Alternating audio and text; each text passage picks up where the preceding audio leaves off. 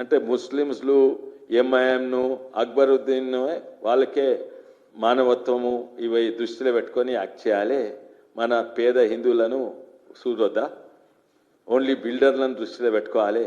హైడ్రా ముందు వచ్చినప్పుడు ఎంతోమంది బీజేపీ వాళ్ళు కూడా మెచ్చుకున్నారు, ఓ మంచి పని చేస్తుంది నేను ప్రత్యేకంగా హైడ్రాని మెచ్చుకున్నా.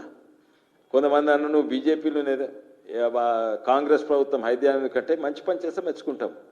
కానీ 2 వారాలనే తెలిసింది వాళ్ళ నిజమైన స్వరూపం ఏంటంటే బిల్డర్లను ఆదుకోవాలి, పేదోళ్ళు హిందువులు ఉంటే వాళ్ళది కబ్జా ఉంటే తీసేయాలి, ముస్లింలకి అయితే లొంగిపోవాలి. ఇది సల్కం చెరువు నేను నా సోషల్ మీడియా చూడని 8 ఏళ్ళ కింద పెట్టిన, ఆడ కన్స్ట్రక్షన్ అవుతుంటే అది కబ్జా.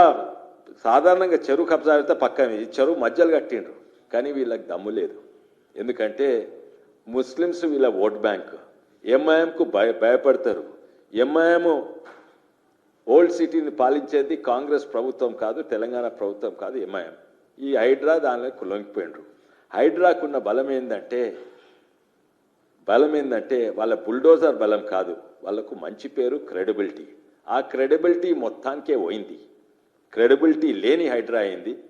మొన్న మా వికారాబాద్లో లేక్ మధ్యలో కట్టిండ్రు, హైడ్రా అట్లనే చూస్తుంది. 2 చచ్చిపోయిండ్రు కూడా అక్కడ. హైడ్రా బోటింగ్ది లేక్ మధ్యలో బెడ్రూమ్ కలిసి ఏసీలు కట్టిండ్రు. అది టీఆర్ఎస్ ప్రభుత్వం ఉన్నప్పుడు ఆ టీఆర్ఎస్ నాయకులు అక్కడ పోయేద్దంట రిక్రియేషన్ కొరకు, అన్ని ఏదేదో పనులు చేసేది. ఇప్పుడు టీఆర్ఎస్ ప్రభుత్వం అయింది, ఇప్పుడు హైడ్రా వచ్చింది. ఏం చేస్తున్నది హైడ్రా? అవి అట్లే ఉన్నాయా లేదా? అయితే హైడ్రా అయితే క్రెడిబిలిటీ పోయింది, దాని గురించి మాట్లాడితే అవసరం లేదు.